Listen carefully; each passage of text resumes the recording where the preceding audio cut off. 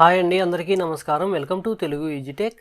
ఈరోజు ఈ వీడియో ద్వారా క్రికెటర్ ఎలా అవ్వాలి, డిస్టిక్, రంజీ, నేషనల్, ఇంటర్నేషనల్ క్రికెట్కు ఎలా సెలెక్ట్ చేస్తారు, అదేవిధంగా ఐపీఎల్కు ఎలా సెలెక్ట్ చేస్తారు, దీంతోపాటు ఈ క్రికెటర్స్కు శాలరీ ఎంత ఉంటుంది, వన్డే, టెస్ట్ మ్యాచ్, అదేవిధంగా T20 మ్యాచ్ ఆడితే ఎంత అమౌంట్ ఇస్తారు, అదేవిధంగా man of the match, man of the సిరీస్కు సెలెక్ట్ అయితే వారికి ఎంత అమౌంట్ ఇస్తారన్న విషయాల గురించి క్లియర్గా 1 by 1 డిస్కస్ చేసుకుందాం. డీటెయిల్స్లోకి వెళ్లే ముందు మీరు మన వీడియోను మొదటిసారి చూస్తున్నట్లయితే నా ఛానల్ను సబ్స్క్రైబ్ చేసి పక్కనే ఉన్న బెల్ ఐకాన్ని క్లిక్ చేయండి. మీరు చేసే అతి చిన్న సబ్స్క్రిప్షన్ నాకు మరిన్ని వీడియోస్ చేయడానికి మోటివేషన్గా ఉంటుంది.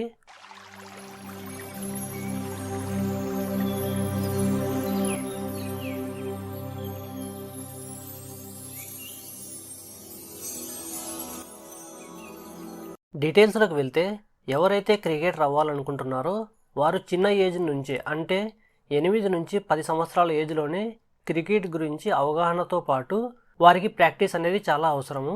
పిల్లల యొక్క ఏజ్ 12 నుంచి 13 సంవత్సరాలు ఉన్నప్పుడు క్రికెట్ టిప్స్ నేర్చుకోవడానికి వారిని స్కూల్ లెవెల్లో క్రికెట్ టీంలో జాయిన్ చేయాల్సి ఉంటుంది. ఒకవేళ స్కూల్లో క్రికెట్ లేకపోతే మీకు దగ్గరలో ఉన్న మంచి క్రికెట్ క్లబ్లో జాయిన్ చేయించి ప్రాక్టీస్ అనేది చేయించాల్సి ఉంటుంది. ఎందుకంటే ఎటువంటి కోచింగ్ లేకుండా ఈ క్రికెట్లో పై స్థాయికి వెళ్ళాలంటే చాలా కష్టం.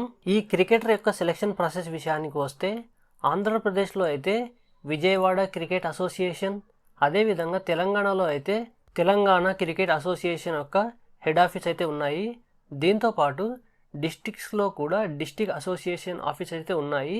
ఎవరైతే ఈ స్కూల్ లెవెల్ క్రికెట్ టీంలో లేదా మీరు ఏ క్రికెట్ క్లబ్లో అయితే జాయిన్ అయ్యారో ఆ క్లబ్లో జరిగే మ్యాచెస్లో మంచి పర్ఫార్మెన్స్ ఉన్న పిల్లలను ఈ యొక్క డిస్ట్రిక్ట్ అసోసియేషన్ వారు సెలెక్ట్ చేసి వారి యొక్క టాలెంట్ను గుర్తించి వారిని అండర్ 14కు సెలెక్ట్ చేయడం జరుగుతుంది. ఇది మనం క్రికెటర్ అవ్వడానికి మొదటి స్టెప్పుగా చెప్పుకోవచ్చు.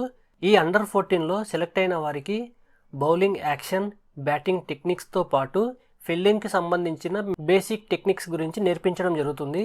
ఇక్కడి నుంచి ప్లేయర్స్ డిస్ట్రిక్ట్ లెవెల్లో జరిగే కాంపిటీషన్స్లో కూడా పాల్గొనవచ్చు.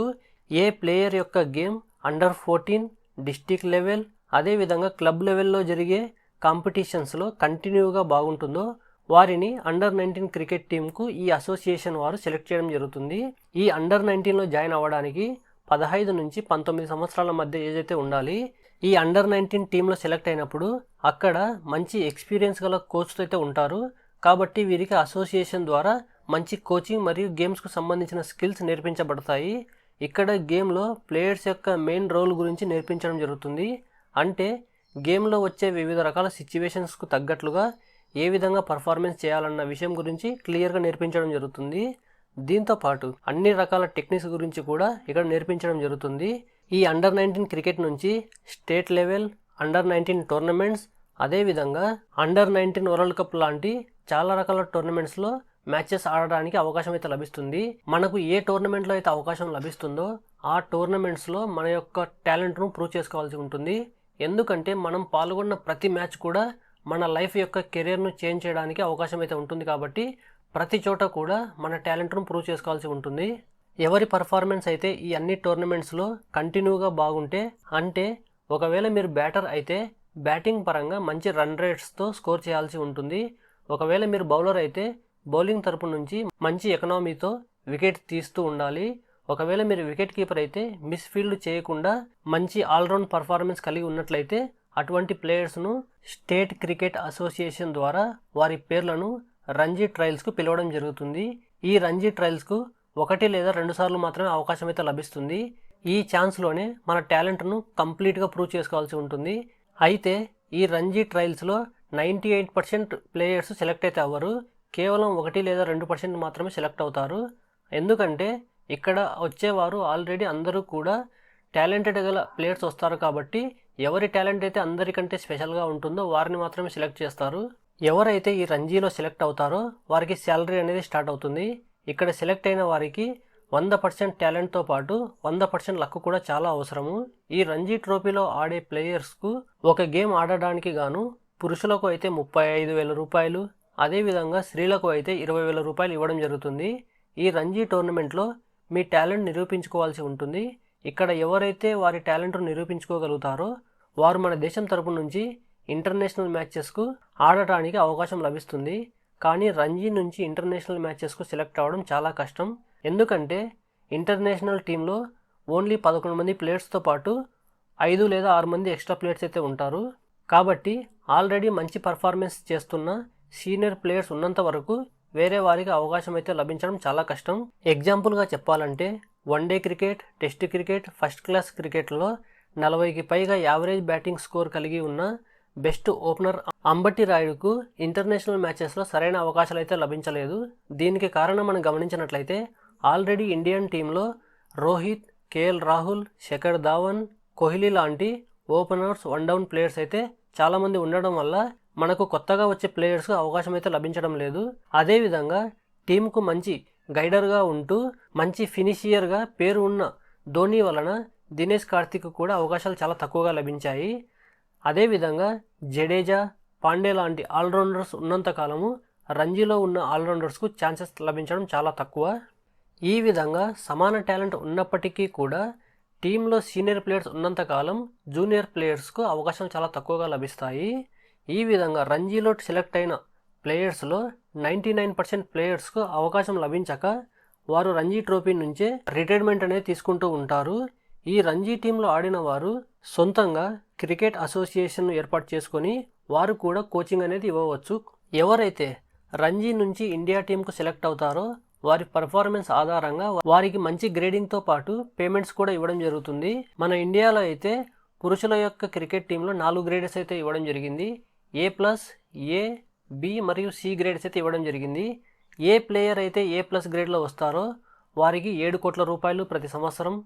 ఎవరైతే ఏ గ్రేడ్లో వస్తారో వారికి 5 కోట్ల రూపాయలు ప్రతి సంవత్సరం. ఎవరైతే B గ్రేడ్లో వస్తారో వారికి సంవత్సరానికి 3 కోట్లు. ఎవరైతే C గ్రేడ్లో వస్తారో ఆ ప్లేయర్స్కు సంవత్సరానికి 1 కోటి రూపాయలు అయితే ఇవ్వడం జరుగుతుంది. అదేవిధంగా ఫీమేల్ ప్లేయర్స్ విషయానికి వస్తే ఏ గ్రేడ్లో ఉన్న మహిళలకు సంవత్సరానికి 50 లక్షలు, B గ్రేడ్లో ఉన్న వారికి 30 లక్షలు, C గ్రేడ్లో ఉన్న వారికి సంవత్సరానికి 10 లక్షలు ఇవ్వడం జరుగుతుంది. దీంతోపాటు ఒక్క మ్యాచ్కి గాను అంటే వన్డేలో ఒక మ్యాచ్ ఆడినందుకు గాను 6 లక్షల రూపాయలు, ఒక టెస్ట్ మ్యాచ్ ఆడినందుకు గాను 15 లక్షల రూపాయలు, ఒక T20 ఆడినందుకు గాను 3 లక్షల రూపాయలు ప్లేయర్స్కు ఫీజు రూపంలో చెల్లించడం జరుగుతుంది.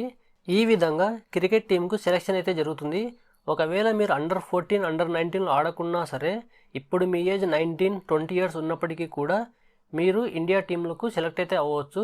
అది ఎలాగో గమనిద్దాం. దీనికోసం జోనల్ లెవెల్ లేదా డిస్టిక్ లెవెల్లో జరిగే టోర్నమెంట్స్లో మంచి పర్ఫార్మెన్స్ చేస్తూ డిస్టిక్ క్రికెట్ క్లబ్ లేదా క్రికెట్ అసోసియేషన్ కంటపడితే వారు మీకు ట్రయల్స్ను కండక్ట్ చేసి రంజీ టీంకు సెలెక్ట్ చేస్తారు. దీనికి బెస్ట్ ఎగ్జాంపుల్గా యువ వికెట్ కీపర్ అయిన సంజు శాంసన్ లోకల్ టోర్నమెంట్లో ఆడుతున్నప్పుడు తన టాలెంట్ను గుర్తించిన అప్పటి ఫాస్ట్ బౌలర్ అయిన శ్రీశాంత్, రాహుల్ ద్రావిడ్ ద్వారా అతని పేరును ఫ్రాంచైజ్కు రికమెండ్ చేయడం జరిగింది. అయితే ఫ్రాంచైజ్ అతనికి రాజస్థాన్ రాయల్ టీంలో అవకాశం అయితే కల్పించింది. ఈ విధంగా ఎటువంటి ఎక్స్పీరియన్స్ లేకున్నా సరే ఐపీఎల్లో చాలా మంచి పర్ఫార్మెన్స్ చేయడం ద్వారా చాలా మంచి అవకాశాలు అయితే సంజు శాంసన్కు లభించాయి. అయితే ఇప్పుడు ఐపీఎల్కు ఎలా సెలెక్ట్ చేస్తారన్న విషయం మనం గమనించినట్లయితే ఎవరైతే ఆల్రెడీ రంజీ టీంలో పార్టిసిపేట్ చేస్తూ ఉన్నారో వారు స్టేట్ గవర్నమెంట్ దగ్గర నుంచి NOC అంటే నో అబ్జెక్షన్ సర్టిఫికేట్ తీసుకొని BCCIకి అప్లికేషన్ పెట్టుకొని ఫ్రాంచైజ్ కండక్ట్ చేసి ఐపీఎల్ వేలంలో పాల్గొనవచ్చు. అయితే ఈ అప్లికేషన్లో ప్లేయర్ యొక్క బేసిక్ ప్రైస్ కూడా మెన్షన్ చేయాల్సి ఉంటుంది. మీ క్రికెట్ పర్ఫార్మెన్స్ ఫ్రాంచైజ్కు నచ్చినట్లయితే మీ బేసిక్ వాల్యూ నుంచి వేలంపాట వేసి ఐపీఎల్ టీంకు సెలెక్ట్ చేయడం జరుగుతుంది. ఒకవేళ మీరు ఎటువంటి రంజీ స్టేట్ లెవెల్ క్రికెట్లో ఆడకపోయినా మీకు మంచి టాలెంట్ ఉంటే చాలు ఐపీఎల్లో ఆడే అవకాశాన్ని పొందవచ్చు. అది ఎలా అంటే దీనికోసం ఐపీఎల్ ఫ్రాంచైజ్ కొందరు కోచర్స్ను అదేవిధంగా ఎక్స్పీరియన్స్ గల ప్లేయర్స్ను ఒక టీమ్గా చేసి వారిని జోనల్ లెవెల్ టోర్నమెంట్స్కు అదేవిధంగా డిస్టిక్ లెవెల్లో జరిగే టోర్నమెంట్స్కు పంపించడం జరుగుతుంది. ఈ టోర్నమెంట్స్లో ఈ ఫ్రాంచైజ్ డీటెయిల్ చేసిన ఈ టీం అనేది ప్లేయర్స్ యొక్క లోకల్ టాలెంట్ను గుర్తించి వారిని ఫ్రాంచైజ్ దగ్గరకు ట్రయల్స్ కోసం తీసుకుని వెళ్ళడం జరుగుతుంది. దీనిని స్కౌటింగ్ అని అంటారు.